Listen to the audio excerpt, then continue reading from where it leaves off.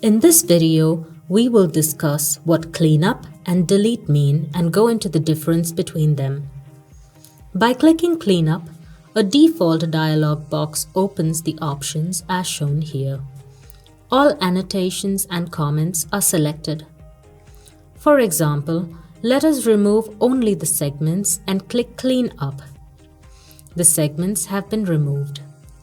This can be seen in the overview of the topic in the cockpit and can also be confirmed in the label tool. Now, let us click on Cleanup and keep the default settings. Here, only the images, transformations, and the object classes that were defined in the topic are retained. Now, let's delete the topic. Deleting a topic would cause all images and annotations to be deleted.